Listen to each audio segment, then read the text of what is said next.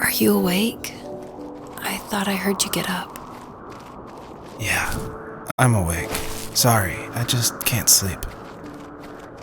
Are you thinking about him? Yeah, a bit. Usually get back to sleep, my love. I'm fine. No, it's okay. What else is on your mind? I don't know, it seems weird, but I had one of the most vivid dreams of my life. I saw a fox on a snowy mountain, just looking confused and worried. Those eyes, I can't get those eyes out of my head. She was running in the windy snow, looking for something. Do you think it has to do with you and what's been going on? I don't know. It was just a dream, Rachel. They're not meant to make sense. A lot's happened the past couple days, that's all. Well, if you're not going to sleep anyway, you should tell me. I want to hear. All right.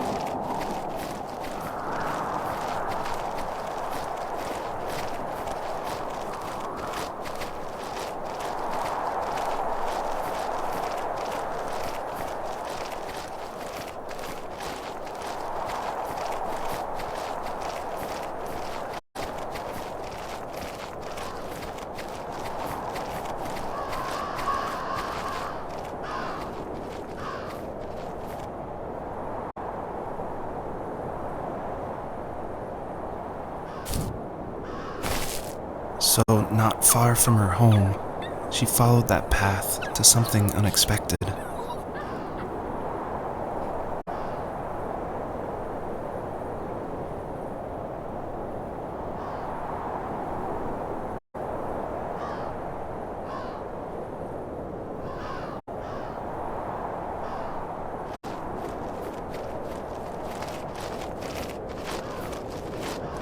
She couldn't stay, though. She had to find her other 2 children. So she took that path. She followed it towards something ancient. Something with answers.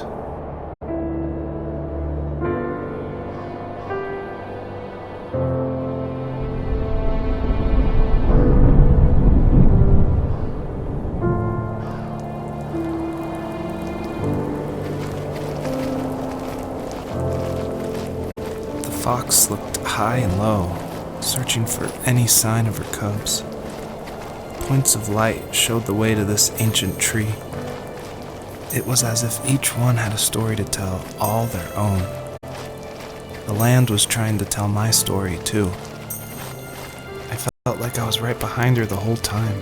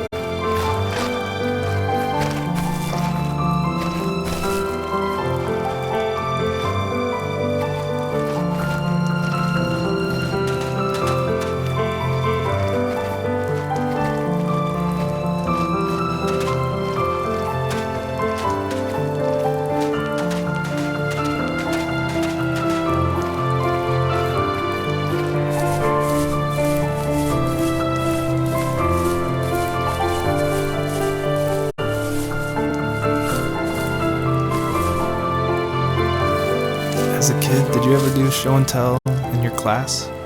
Yeah, I think I only did it once, when I was in the 4th grade. You know how my life was around then. I wanted to show my class what helped pass the time and distract me, so I brought a dozen paper cranes I had made. I think I told everyone how badly I wanted to be a bird and fly, embarrassingly enough. Don't be embarrassed. Every kid wants to fly. For me, it was another toy from my dad, a wooden boat. I remember guarding it so carefully in my hands as I walked into class. When I sat down, a group of boys immediately made fun of it. They asked which trash can I found it in, or why an ugly log was my favorite toy. When I got up, I didn't even want to tell them my dad had carved it. I said it was a joke gift my friend had given me. Kids can be so cruel. Some of them are. I shouldn't have let them get to me, but it did. It's amazing we bounced back at all.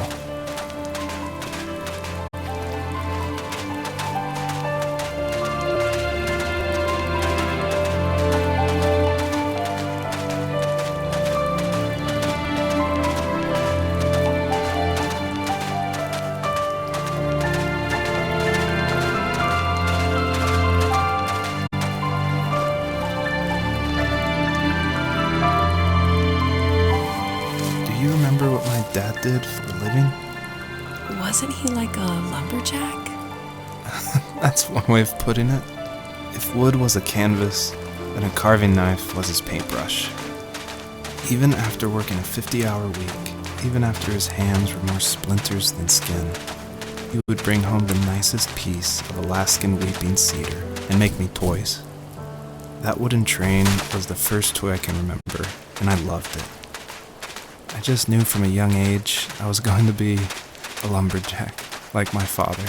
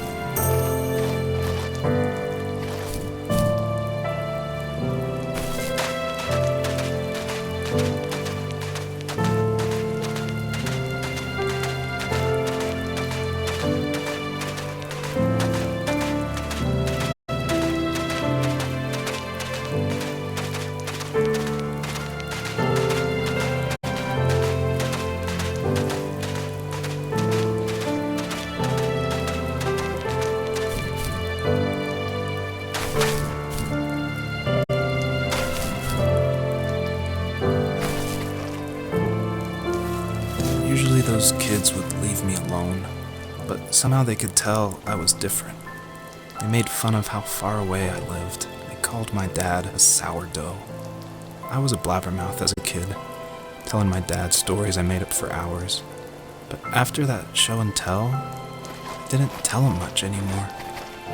He didn't know exactly what was wrong, but his best guess was that the toys he carved weren't cool enough. He carved me a tank and tried to tell me what it was like to be in a real tank as a serviceman.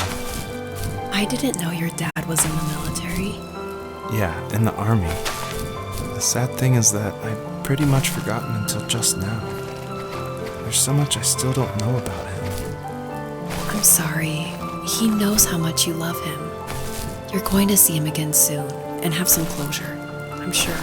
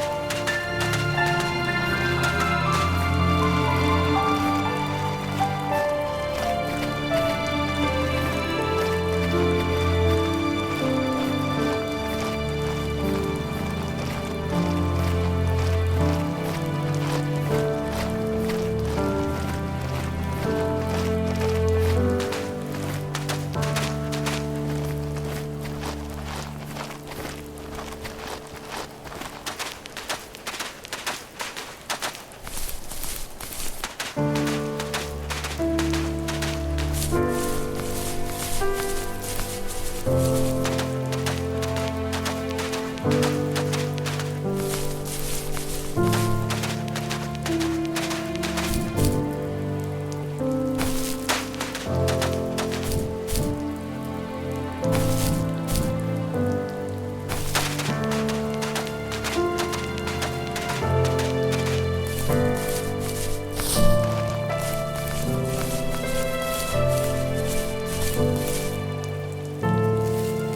older I got, the more I withdrew. I asked myself, why talk to anybody anyway? Why bother when I'm happy by myself? I started drawing a lot, mostly animals I saw in the woods by my home. I then imagined designing my own hideouts with things like TVs and pantries full of chips and cookies. I think that idea of leaving home and drawing blueprints started my career. I found a lot of solace in that. I'm not surprised, but I did the same thing, you know? There's something special about having a place to call your own. And now look at us. Well, if you count renting in an overpriced city. It's as close as we can get for now.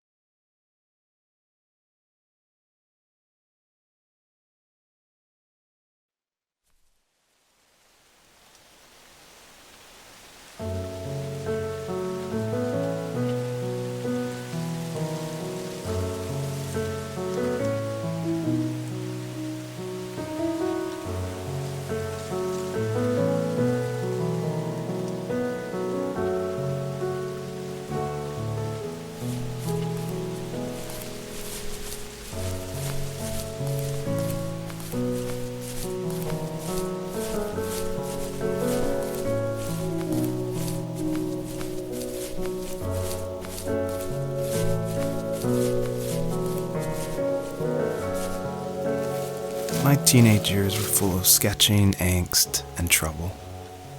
I wasn't popular or unpopular. Maybe just forgettable. I guess that gave me a sense of freedom, so I hung out with crazy kids, doing crazy things, even though I mostly just watched the chaos ensue. We did it all. Put fireworks in mailboxes, hide roadkill in people's garages, break windows of the barber shop in Anchorage. My dad was furious, but he was so busy working he couldn't do much to stop me from going out. I think being an adult means there's no one to stop you making hard decisions. He had to make a living, and he couldn't be in two places at once. Yeah, I realize that now. But at the time, I was sure he was more interested in growing his business than what was going on with me.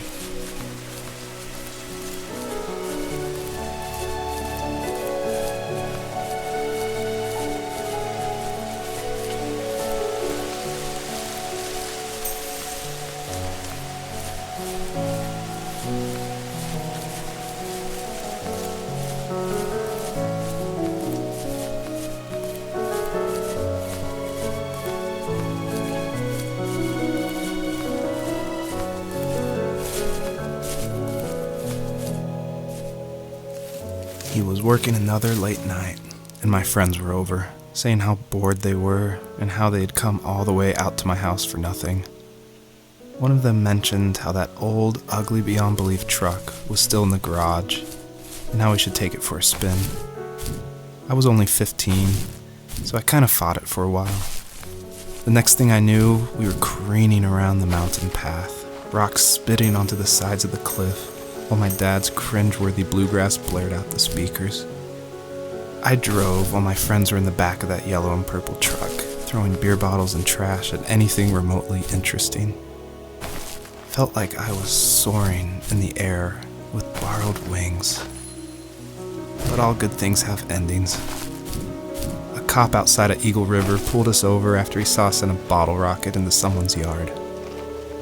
What followed was a long night of talking to disappointed adults and feeling smaller than ever.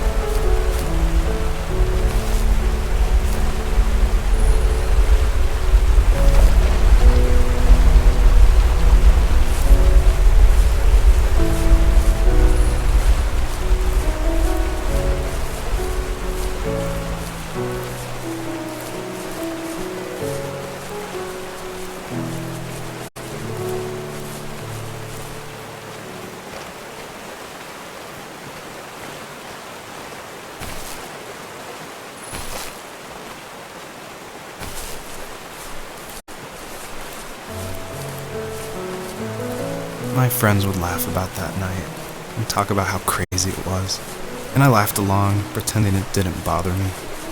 But it did. I imagined my friends growing old in the bush, unable to find that thrill in those godforsaken ice fields. It's like those mountains were a literal wall, keeping me from leaving, where all I would have to look forward to are lumber yards and evening beers. I had to climb over. That was my only goal for a long time.